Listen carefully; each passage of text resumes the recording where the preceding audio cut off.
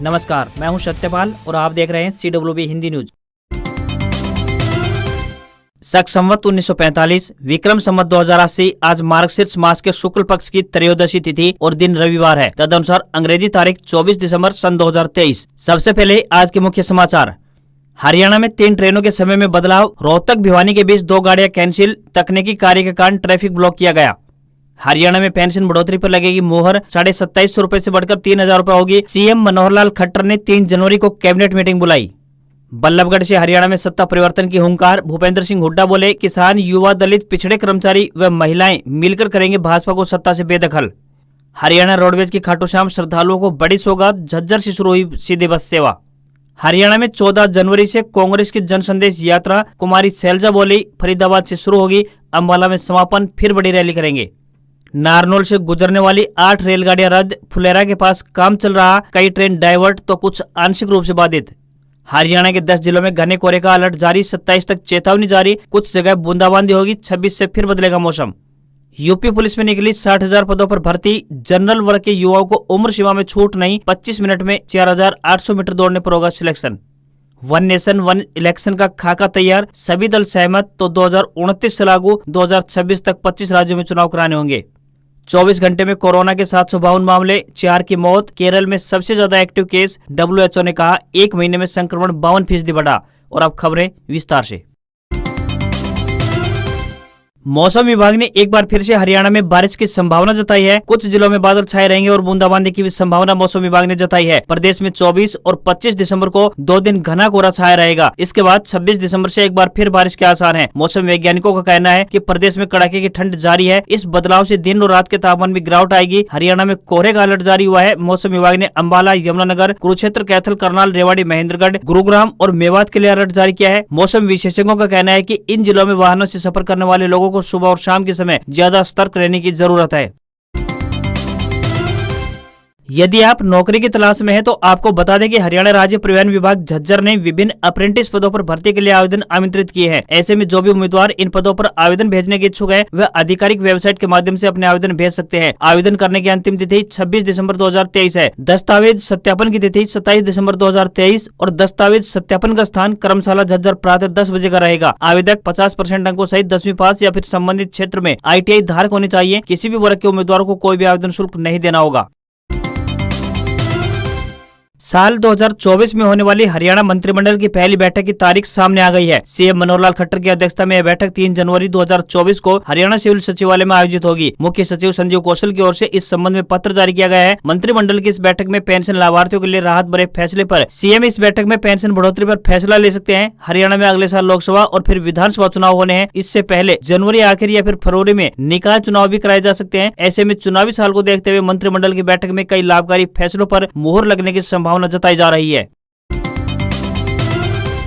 हरियाणा लोक सेवा आयोग यानी HPSC की तरफ से कुछ समय पहले ही विभिन्न विषयों में PGT अध्यापकों के लिए भर्तियां निकाली गई थी। इस भर्ती के जरिए भौतिकी, रसायन विज्ञान, अर्थशास्त्र, जीव विज्ञान, हिंदी, अंग्रेजी, वाणिज्य, इतिहास और गणित में PGT शिक्षकों की नियुक्ति होनी है। अभ्यर्थियों के लिए एडमिट कार्ड जारी कर दिए गए हैं। पहले यह परीक्षाएं 16 और 17 दिसंबर को आयोजित की जानी थी, मगर अब इन परीक्षाओं का रिवाइज्ड शेड्यूल जारी किया गया है। आपको बता दें कि भौतिकी, रसायन विज्ञान, अर्थशास्त्र, जीव विज्ञान, हिंदी, अंग्रेजी और वाणिज्यिक विषयों की परीक्षा 30 दिसंबर को आयोजित की जाएगी, तो वहीं इतिहास और गणित की परीक्षा 31 दिसंबर 2023 को आयोजित करवाई जाएगी। हरियाणा PGT परीक्षा 2 सत्र में आयोजित होगी। पहले सत्र की परीक्षा सुबह 8:30 से दोपहर 11:30 तक होगी, तो वहीं दूसरी पाली की परीक्षा दोपहर 2:30 से शाम 5:30 तक आयोजित करवाई जाएगी।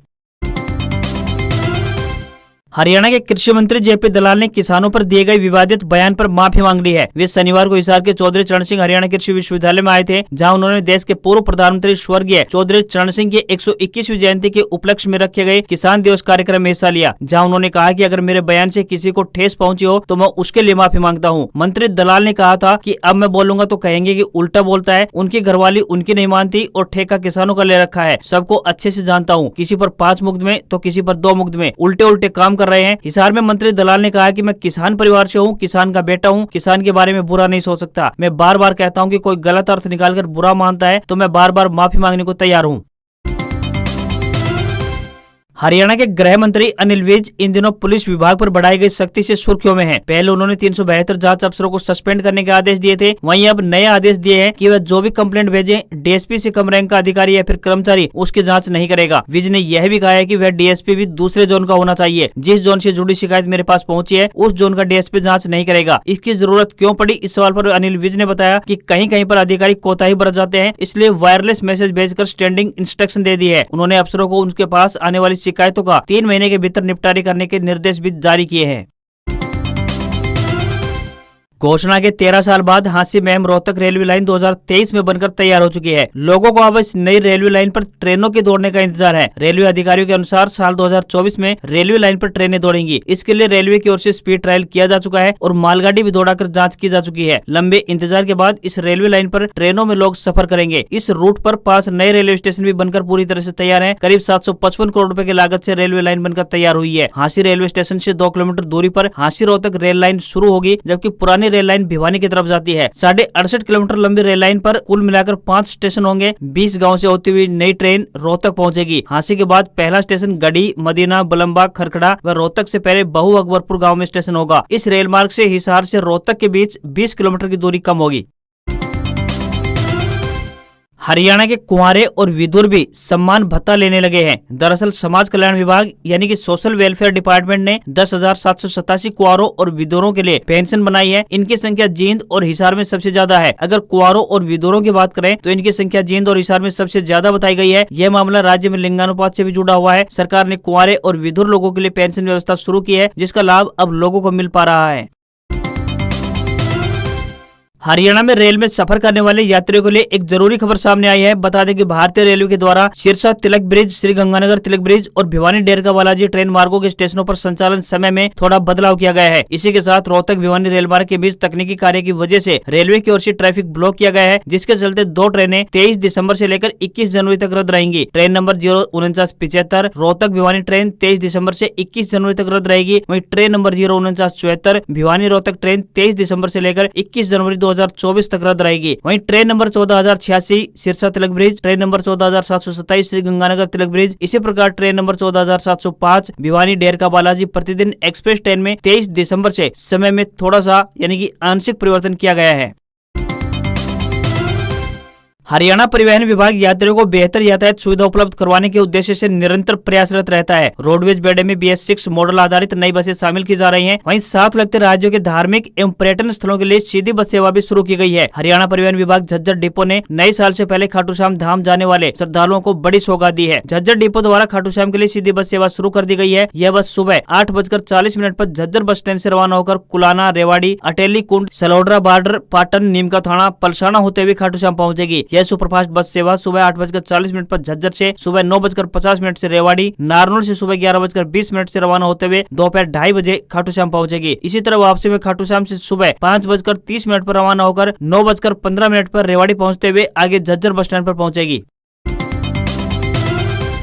इनेलो नेता और विधायक अभय सिंह चौटाला शनिवार को करनाल पहुंचे। यह उन्होंने कुश्ती प्लेयर साक्षी मलिक और बजरंग पूनिया के मामले को लेकर टिप्पणी की है। अब यह मुद्दा खिलाड़ियों का नहीं बल्कि राजनीतिक हो गया है। पहले कांग्रेस के पूर्व सीएम भूपेंद्र सिंह हुड्डा खिलाड़ियों को अपने घर बुलाते हैं और उसके बाद उन्हें प्रियंका गांधी से मिलाते हैं। अभय ने कहा कि खिलाड़ियों के मामले में राजनीति नहीं होनी चाहिए। कुश्ती संघ के चुनाव में वोट से जीत हुई है, लोकतंत्र में इसे कोई भी नहीं रोक सकता। अभय सिंह चौटाला ने कहा कि कुश्ती संघ के चुनाव में वोट से जीत हुई है, लोकतंत्र में इसे कोई नहीं रोक सकता। पूनिया और साक्षी मलिक को इस तरह का स्टैंड लेने की अपेक्षा अच्छे खिलाड़ी और तैयार करने चाहिए ताकि देश का नाम रोशन हो सके और आगे बढ़े। हर किसी व्यक्ति को एक नजर से नहीं देखना चाहिए। जिस आदमी को जिम्मेदारी दी गई है उस पर भरोसा होना चाहिए।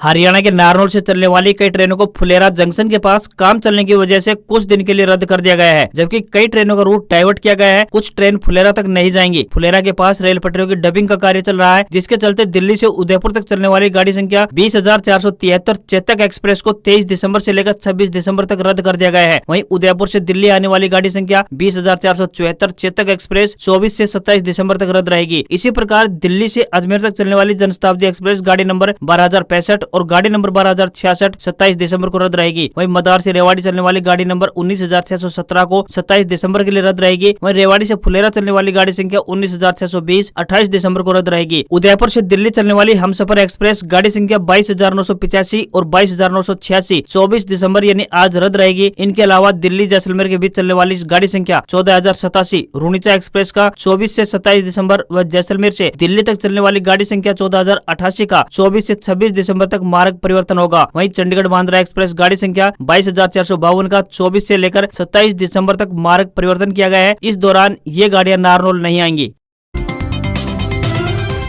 उत्तर प्रदेश पुलिस भर्ती एवं पदोन्नति बोर्ड ने 60,244 पदों पर भर्ती का ऐलान कर दिया है। अभ्यर्थी 27 दिसंबर से फार्म भर सकेंगे। फार्म भरने की अंतिम तारीख 16 जनवरी 2024 तय की गई है। फार्म में किसी भी तरह की गलती होने पर उसे 18 जनवरी तक सुधारा जा सकता है। फार्म भरने की फीस 400 रूपए तय की गई है। जनरल वर्ग के युवा लंबे वक्त से उम्र सीमा में छूट की मांग कर रहे थे, लेकिन उन्हें छूट नहीं मिली है। उम्र सीमा को 18 से 22 वर्ष के बीच रखा गया है। जनरल वर्ग के जिन युवाओं का जन्म 1 जुलाई 2001 के पहले हुआ होगा, उन्हें भर्ती में मौका नहीं मिलेगा। जनरल वर्ग की महिला अभ्यर्थियों के लिए उम्र सीमा में छूट है। वह 25 वर्ष की उम्र तक फॉर्म भरने के लिए अप्लाई कर पाएंगी। इसके अतिरिक्त ओबीसी, एससी और एसटी वर्ग के लिए उम्र सीमा में छूट होगी। यह छूट उन्हें ही मिलेगी जो उत्तर प्रदेश के मूल निवासी हैं। इस भर्ती के लिए युवाओं को 12वीं पास होना अनिवार्य है। सिलेक्शन के लिए पहले लिखित परीक्षा होगी। राजस्थान, मध्य प्रदेश समेत कई राज्यों में तापमान में बढ़ोतरी के साथ ही ठंड से कुछ राहत मिली है। हिमाचल प्रदेश, जम्मू कश्मीर समेत पहाड़ी राज्यों में जमकर बर्फबारी हो रही है। दिल्ली में कोहरे की वजह से 16 फ्लाइट्स को उड़ने में देरी हुई। वहीं राजस्थान में अनुमान के मुताबिक मौसम बदलने से शेखावाटी में न्यूनतम तापमान 8 डिग्री तक बढ़ गया। उधर हिमाचल प्रदेश के जिस्पा, लोसर, लाहौल घाटी और रोहतांग में 2 से 3 इंच बर्फबारी हुई है। इसी बीच बड़ी संख्या में पर्यटक पहाड़ों का रुख कर रहे हैं। दिल्ली में ठंड कम होने के बावजूद घना कोहरा छाया रहा। कोहरे के कारण दिल्ली जाने वाली 11 इंटरनेशनल और 5 डोमेस्टिक फ्लाइट्स लेट रही। आज लद्दाख, जम्मू कश्मीर, हिमाचल प्रदेश, गिलगित बाल्टिस्तान और मुजफ्फराबाद में हल्की से मध्यम बारिश और बर्फबारी की संभावना जताई गई है। उत्तराखंड में हल्की बारिश और बर्फबारी संभव है। अंडमान और निकोबार द्वीप समूह, तमिलनाडु, केरल और लक्षद्वीप में हल्की बारिश की संभावना है। इसके अलावा पंजाब, हरियाणा के कुछ हिस्सों, दिल्ली, उत्तर प्रदेश, बिहार, उत्तरी राजस्थान और त्रिपुरा में घना कोहरा छाया रह सकता है। क्रिसमस और न्यू ईयर सेलिब्रेट करने के लिए टूरिस्ट का शिमला, मनाली पहुंचना शुरू हो चुका है। हरियाणा में मौसम की बात करें तो मौसम विभाग ने 10 जिलों में घने कोहरे का अलर्ट जारी किया है। यह अलर्ट 27 दिसंबर तक जारी किया गया है। इसमें हिसार, फतेहाबाद, सिरसा, सोनीपत, पानीपत, अंबाला, यमुनानगर, करनाल, कुरुक्षेत्र और कैथल जिले शामिल हैं। मौसम विभाग ने 26 दिसंबर से बारिश की संभावना भी जताई है।